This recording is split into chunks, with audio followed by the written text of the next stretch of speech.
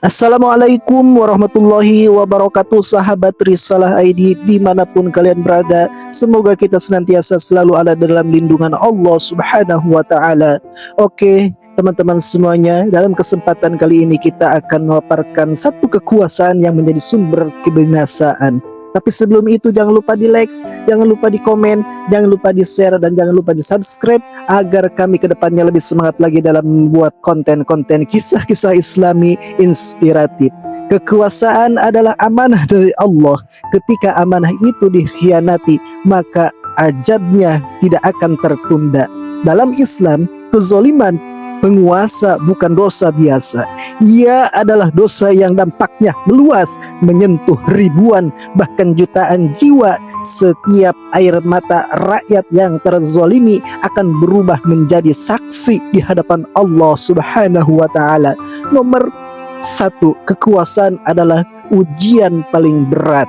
Rasulullah SAW bersabda, sesungguhnya kalian akan berambisi terhadap kepemimpinan, padahal kepemimpinan itu akan menjadi penyesalan pada hari kiamat. Hadis riwayat Bukhari. Jabatan bukan tanda cinta Allah, melainkan ujian yang paling berbahaya. Banyak orang yang soleh jatuh ketika diberi kuasa karena merasa kebal hukum, lupa bahwa di atas singgasana ada arsy-Nya Allah, mengira kekuasaan dapat menyelamatkan dari hisab. 2. Bentuk-bentuk kezoliman penguasa. Kezoliman tidak selalu berupa darah dan senjata. Zolim juga ketika hukum ditegakkan tajam ke bawah, tumpul ke atas, suara rakyat dibungkam, keadilan diperjualbelikan, orang lemah dikorbankan demi stabilitas palsu, kebenaran dianggap ancaman. Dan janganlah kebencian suatu kaum mendorongmu berlaku tidak adil. Berlaku adillah, karena adil lebih dekat kepada takwa. Quran Surah Al-Ma'idah ayat 8. Nomor 3, ajab dunia. Kehinaan sebelum kematian. Allah sering menyegerakan ajab bagi penguasa zolim agar manusia mengambil pelajaran. Dan begitulah ajab Tuhanmu apabila dia mengajab negeri-negeri yang berbuat zolim. Sesungguhnya ajabnya pedih lagi keras. Ajab dunia bisa berupa kekuasaan runtuh secara hina, dikhianati oleh kepercayaan, hidup mewah tapi gelisah, kehilangan wibawa dan kepercayaan rakyat. Dicatat sejarah sebagai simbol kejahatan. Fir'aun berkata, akulah Tuhanmu yang paling tinggi, namun ia mati tenggelam, tak sempat menyelamatkan mahkotanya.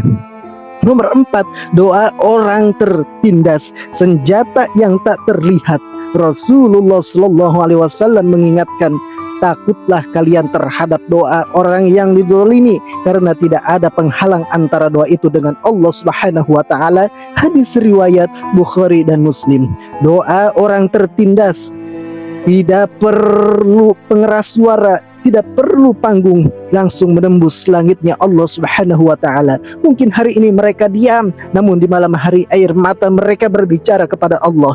Ajab di alam kubur. Nomor 5, ketika kekuasaan ditinggalkan, yang tersisa hanyalah amal. Api neraka diperlihatkan kepada mereka pagi dan petang. Quran Surah Ghafir ayat 46. Kubur bagi penguasa zolim menjadi sempit, gelap, penuh penyesalan. Tidak ada pengawal, tidak ada protokol, tidak ada alasan. Nomor ke-6 adalah kehinaan di hari kiamat. Rasulullah SAW bersabda, penguasa zolim akan datang pada hari kiamat dalam keadaan kedua tangannya terbelenggu di lehernya. Hadis riwayat Ahmad. Manusia yang paling keras azabnya pada hari kiamat adalah penguasa yang zolim. Hadis riwayat At-Tabrani. Kekuasaan berubah menjadi rantai api, beban dosa rakyat, penyesalan tanpa ujung. Pada hari itu satu keputusan zolim bisa menenggelamkan 1000 tahun pahala. Nomor 7, sebaliknya kemuliaan pemimpin adil. Islam tidak memusuhi pemimpin, Islam memuliakan keadilan. 7 golongan yang dapat naungan Allah subhanahu wa ta'ala, salah satunya adalah pemimpin yang adil. Hadis riwayat Bukhari dan Muslim. Pemimpin adil tidur tenang meski sederhana, dicintai langit dan bumi, doanya diijabah, namanya harum setelah wafat. Renungan, kezoliman mungkin terlihat kuat hari ini, tetapi Allah tidak pernah tidur. Setiap kezoliman adalah utang dan Allah tidak pernah lupa menagih. Jika bukan di dunia, maka dikubur. Jika bukan dikubur, maka di hari kiamat